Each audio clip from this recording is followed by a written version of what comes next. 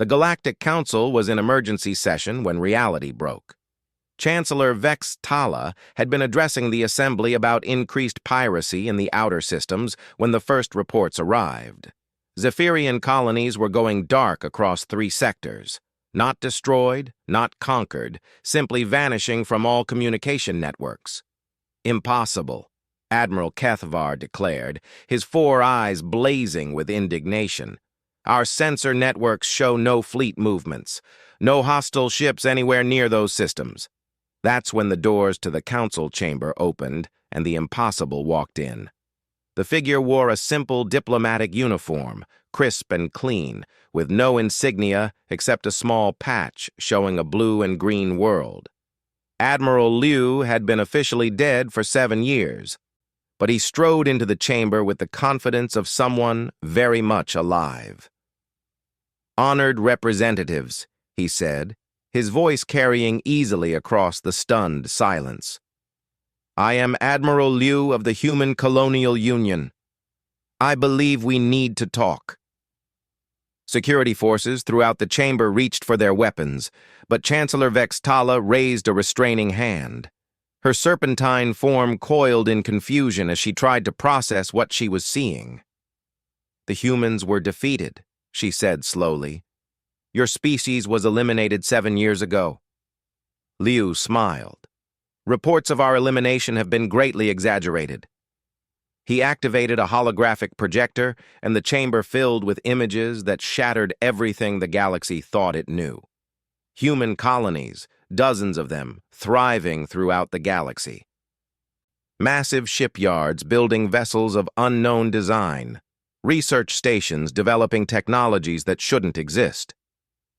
"While you celebrated our defeat," Liu continued, "we were evolving, learning, growing stronger." The display shifted to show recent events, Zephyrian patrols vanishing without trace, supply convoys disappearing between systems, military communications going silent across entire sectors. "You taught us an important lesson 7 years ago," Liu said, addressing the assembly but looking directly at Kethvar. "The galaxy respects only strength, so we decided to become stronger than anyone imagined possible." Admiral Kethvar erupted from his seat. "Security! Arrest this terrorist!" But as Zephyrian guards moved toward Liu, they simply stopped. Their weapons powered down. Their armor systems went offline. They stood frozen, helpless, as if their own technology had turned against them. "I wouldn't try that," Liu said mildly. "Your equipment contains several components manufactured in our hidden facilities. We've had backdoor access to your systems for 3 years now." The revelation sent shockwaves through the chamber.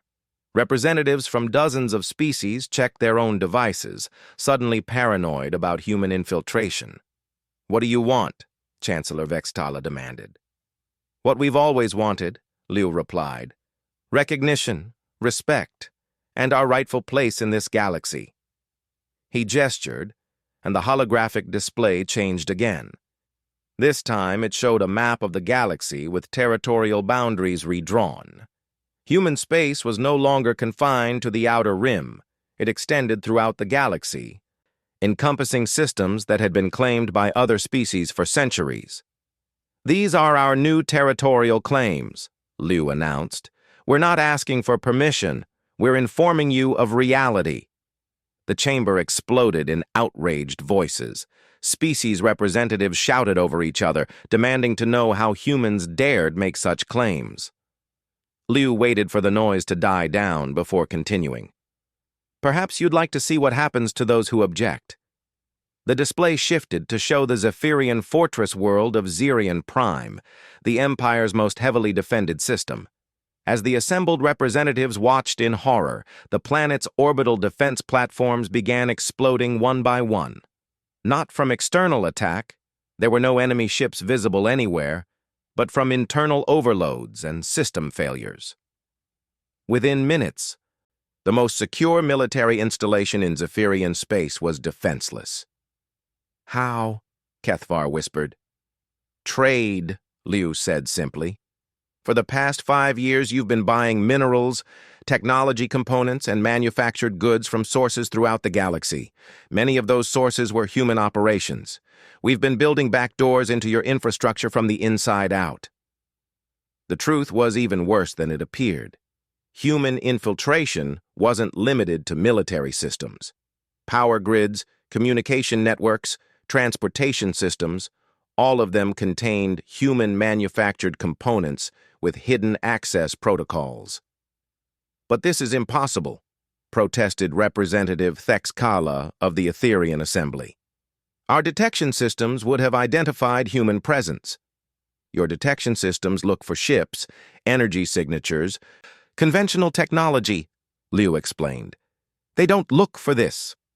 The air in the center of the chamber began to shimmer, and suddenly Captain Elena Rodriguez was standing there, having materialized from nowhere. Behind her, 24 human soldiers appeared in formation, their weapons trained on the security forces. Instantaneous transportation, Liu explained to the stunned representatives. No hyperspace, no energy signature, no warning. We can appear anywhere, anytime, with whatever force we choose to bring. Elena stepped forward. Honorable representatives, I've just returned from your home systems. All of them. In the past hour, human forces have taken control of critical infrastructure on 12 different worlds. Not through invasion, through activation of systems we've controlled for years. The holographic display lit up with real-time feeds from across the galaxy. Human flags flying over former Zephyrian military bases. Human ships emerging from empty space to surround alien fleets. Human forces taking control of trade stations, communication hubs, and strategic resources. But more shocking than the displays of human military power were the reactions of the assembled aliens. Many species representatives were nodding in approval. Some were actually smiling. The Antarian Confederation recognizes the Human Colonial Union's territorial claims, announced Ambassador Del Tara, rising from her seat, and we welcome humanity back to the galactic community. As does the Kepler Republic, added another representative. The Free Traders Alliance supports human recognition, came a third voice. Liu had expected some support. Humanity's shadow diplomacy had been building relationships for years, but the scale of backing was unprecedented. More than half the assembled species were openly supporting humanity's return. Chancellor Vex Atala watched her carefully constructed order crumble in real time. You planned this, she accused. For 7 years, Liu confirmed. We learned from our first attempt at galactic diplomacy. This time, we didn't ask for a place at the table. We built our own table. The display changed one final time, showing the true scope of human influence throughout the galaxy. Trade networks, research collaborations, mutual defense agreements, all secretly negotiated during humanity's supposed defeat. The galaxy's power structure hadn't just shifted, it had been completely rebuilt with humanity at its center. The Zephyrian Empire's days of dominance are over, Liu announced. You can accept the new reality peacefully, or you can fight us and lose everything. Admiral Kethvar made one last desperate attempt to salvage the situation. The Council will never accept this. We have laws. We have order. Your laws and order are what created this situation, Elena replied. You decided that humanity was too dangerous to exist, so we became too powerful to eliminate. Liu activated his personal communicator. All stations, this is Admiral Liu. Commence Operation Sunrise. Across the galaxy, human forces revealed themselves simultaneously. Ships emerged from empty space above every major world. Installations that had been hidden for years powered up their broadcast systems. Colonies that had been written off as dead began transmitting. The revelation was staggering. Humanity hadn't just survived. They had become the galaxy's dominant power, while everyone else was looking the other way. The Human Colonial Union hereby claims membership in the Galactic Council, Liu announced, with full voting rights and territorial recognition. Any species that wishes to contest this claim is welcome to try. In the months that followed, the galaxy struggled to adapt to its new reality. The Zephyrian Empire found itself isolated, their former allies abandoning them as it became clear that opposing humanity was futile.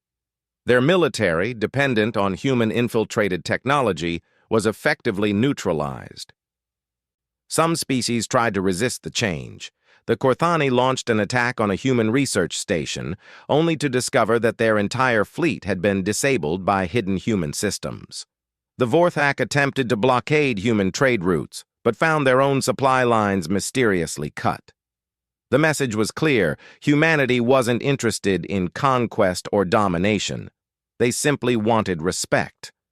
But they were prepared to defend that respect with power the galaxy had never imagined. Dr. Sarah Chen stood in the observation deck of New Geneva Station, humanity's new diplomatic center orbiting Earth. The planet below was healing, its cities rebuilt, its population growing again.